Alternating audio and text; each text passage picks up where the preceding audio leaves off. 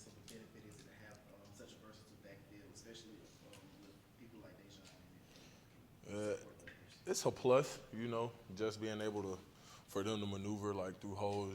Like they're very good at finding holes. They can make a lane for themselves because they're very physical, very powerful. They're shifty, so it makes it a lot easier for the O lines, to move people. So Roger, what would you describe the identity of this team right now, 6 games this season? um, physicality, that's always been our mo. So we just work towards that every day. To uphold the standard and keep it going. Coach mentioned yesterday about, in some ways, the identity is a little unique, I guess, to last year, and the way you guys have really kind of come together. Is there something that you kind of put your finger on into why everything like that might be a unique situation for y'all this year? Yeah, I just feel like the team, like we were connected last year, but like I just feel like this year more people are like how take on bigger roles, so it forces like older players to like connect with the younger players just because you need them to step up at this point in time. So just being able to connect with them, learn more about them, like where they're from, and all this of who they are, and learn their why, and just keep the boat float. You mentioned physicality and the importance of it. Can you feel the opposing team starting to wear down a little bit, especially later on in the game, especially with the way these last 2 games have gone for you guys? I just feel like Coach Kirby does a great job with, conditioning us throughout the week, so when the game comes, we're always prepared, all 4 quarters, 60 minutes, or however long it takes, so that's always been our mindset, from the beginning of the season until this point. So we just try and keep it going, keep pushing ourselves to the limit every week to, be the best in shape team we can be. Did something click or change that got you guys running the football the way you have in the fourth quarter against Missouri and this whole game against Auburn? I just think it's an asset to be able to run the ball. Like without being able to run the ball, you can't pass it. So it's a mindset that you got to click. Like if you're not able to run the ball, you won't be a great offense. We pride ourselves on being a good offense, so we have to be able to do both. How much have you seen Xavier growing from the start of this season until now? Tremendous, like because he played a big role last year. A couple guys got injured. Me and him, we played on the same sides from Shafe being out sometimes to Jamari being out sometimes. So me and him, we got a bond. Just being on the left side together, and I've seen him grow like in his pass sets and his maturity and everything, and it's continuing. So we just. What's it like to see Jamari and Andrew Thomas kind of succeeding on the next level?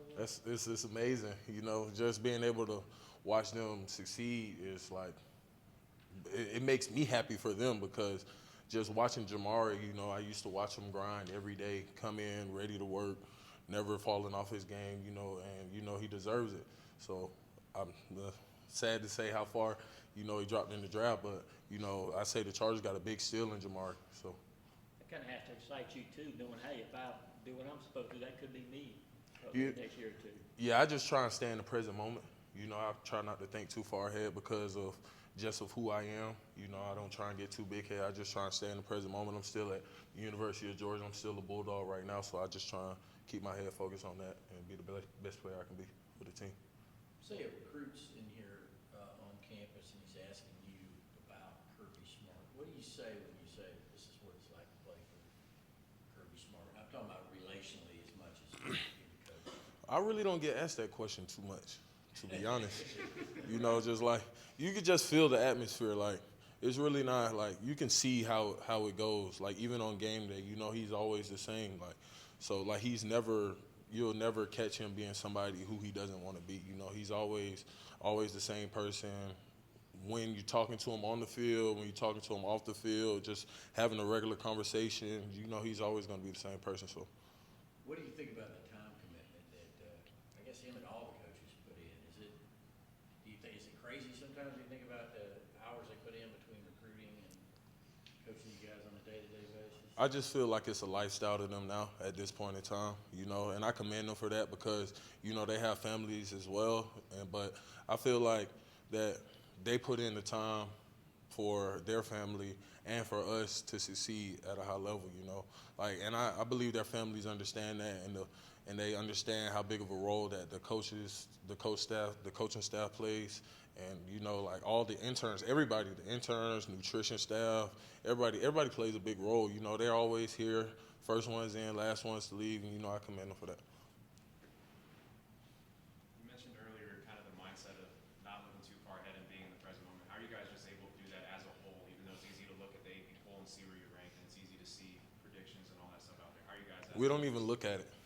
We just continue to work every day. Like, we don't even care, 1, 2, 3, it don't matter. We're going to continue to work. We're going to continue to grind as a team, you know, be the best we can be on game day. So.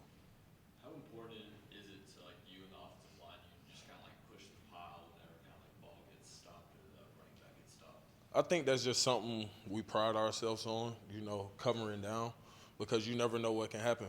So, and the ball can end up on the ground or anything. So, you know, in practice, that's our mindset, you know, just cover down, always there, you know, holding your brother up, because, you know, he's going to run the ball. He's going to break loose. He's going to try and run somebody over, be physical. So if we're able to get down there and push the pile for 5, 6, 7 extra yards, you know, it's great. So. Y'all measure those cover down the cover down yards? We really don't measure them, but, you know, like, when we look at it, we like, dang, like, you know, that's us really, like we go from blocking to running down the field, covering. So, like, it just amazes us sometimes. Like, I think we had, like, what was it, 3 or 4 last game? And, you know, that's just a mindset, like, the O-line tries to have, you know, play physical, cover down, get after, like, basically trying to wear your opponent down. That's it. Have you seen any more emphasis on that cover down under Coach Searles than you did previously? No, that's always been. It doesn't matter. That's the O-line holds that standard. It's not the coaches. The O-line talks about that. Like said, Warren, me, you know, Trust. All of us always talk about that. Like, even in practice, if one of us sees somebody not covering down, you know, we'll tell them, like, hey, cover down. Let's try and, you know, get 5, 10-yard bursts down the field after the play. Like, so. What was your reaction when you saw Stetson break off that 64-yarder? Man, that was amazing. Like, I was shocked. I saw him running. I was like, he can score. Because the safety split and the middle was just wide open. He just took off. I was like, oh, yeah, he's going to score. It looked like some of you guys might have been laughing a little bit. Yeah, yeah.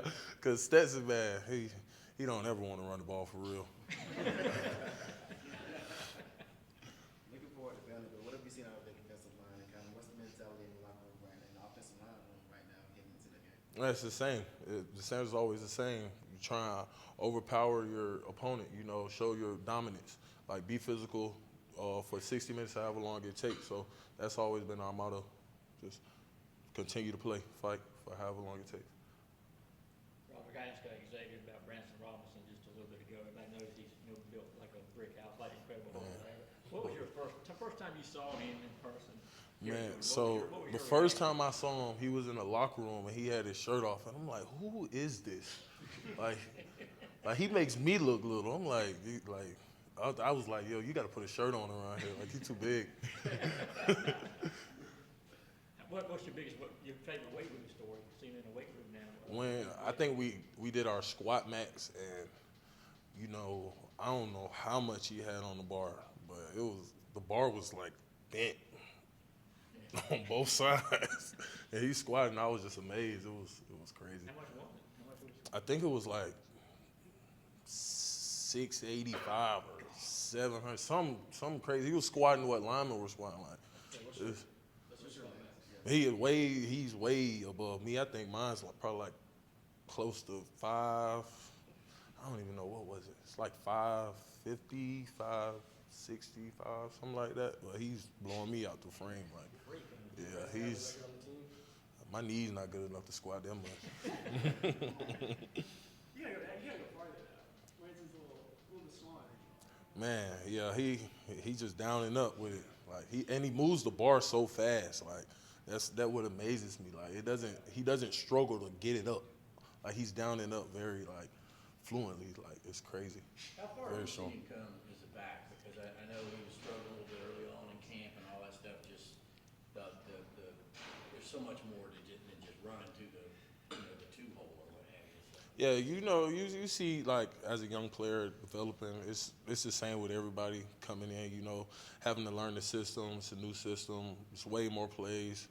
And you know, it takes a little while to get used to. But I see him developing. You know, every day he comes in work, and you know he doesn't complain about anything. So I look forward to seeing what he can do in the near future. 2 more questions. What's the biggest step that you saw Dejan take from last year to this year? Obviously, taking that bigger role with the Georgia offense. Just like I said, with you know like people coming in and people going, like with James leaving and Zamir leaving, you know he had a bigger role to play because we rotate so much at running back because we run the ball so much. So more running backs have to be ready, like have to be prepared when their name is called. So you know he took I would say he took it more seriously, like being able to know what's and coming ahead for him in the near future. You know, him getting more touches, him getting more snaps. So he just works every day and just continues. How's Ernest Green coming along? I know he hadn't been able to get out there. He had a pretty good spring, obviously. How's he doing? Ernest is going to be a great player. I feel like he has great hands. You know, he has heavy hands. He's very physical. You know, in the run game and in the pass game. And I can just tell by how he plays and how he practices that he's going to be a great asset to this team. Thank y'all.